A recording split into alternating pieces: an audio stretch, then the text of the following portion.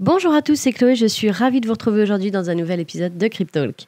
Aujourd'hui, je vais vous présenter les différences entre la finance traditionnelle et la finance décentralisée, ce qu'on appelle également la DeFi. Allez, installez-vous confortablement, c'est parti.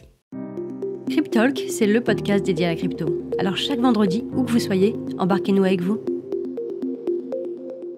Tout d'abord, qu'est-ce qu'est la finance traditionnelle ?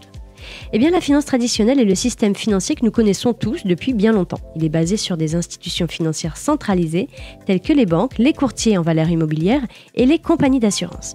Et dans ce système, ces institutions jouent un rôle clé en tant qu'intermédiaires dans les transactions financières. Quant à la finance décentralisée, également connue sous le nom de DeFi, la finance décentralisée est une nouvelle forme de finance qui repose sur des technologies de blockchain telles que Ethereum. Et contrairement à la finance traditionnelle, la finance décentralisée élimine le besoin d'intermédiaires et permet des transactions financières peer-to-peer directement. Alors l'une des différences majeures entre la finance traditionnelle et la finance décentralisée réside dans l'accès aux services financiers. Dans la finance traditionnelle, l'accès est souvent limité par des exigences telles que la possession d'un compte bancaire, des antécédents de crédit solides et beaucoup de documents.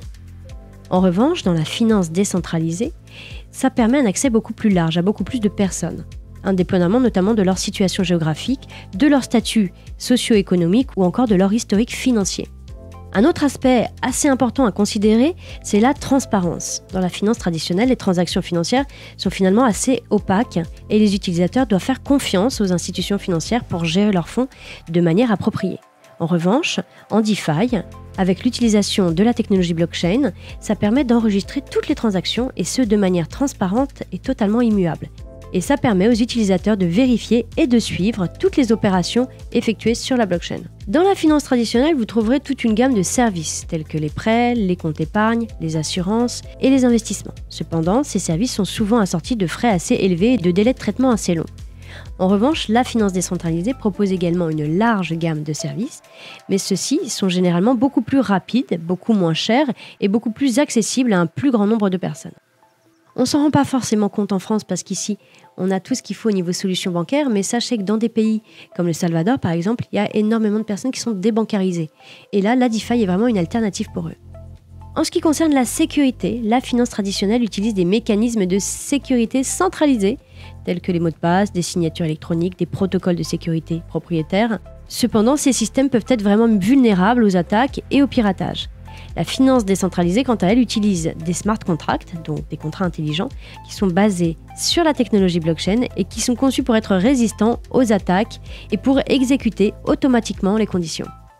La finance décentralisée, vous allez pouvoir le faire de façon totalement autonome si toutefois vous avez les compétences requises, ou sinon vous pouvez vous faire accompagner sur des plateformes telles que la nôtre qui proposent des solutions de DeFi. Grâce à la DeFi, vous aurez l'accessibilité et l'inclusion, l'autonomie et le contrôle, la transparence et l'immuabilité, des frais réduits, de l'innovation et de la flexibilité. La finance décentralisée est un domaine en plein essor, propice à l'innovation. De nouvelles plateformes, protocoles ou encore applications sont constamment en train d'être développées, offrant de nouvelles possibilités d'investissement, d'épargne et de prêt. Les utilisateurs peuvent explorer une variété d'options financières décentralisées et choisir celles qui correspondent finalement le mieux à leurs besoins, à leur profil. Petit moment disclaimer, malgré tout, il est cependant très important de noter que la finance décentralisée comporte également des risques. Les utilisateurs doivent être vraiment conscients des risques de sécurité, potentiellement de vol de fonds et de volatilité des actifs numériques. Il est essentiel de faire preuve de diligence raisonnable et de bien comprendre les protocoles, de prendre des mesures de sécurité appropriées pour protéger vos actifs. Si vous avez besoin d'accompagnement dans la DeFi, n'hésitez pas à solliciter nos équipes.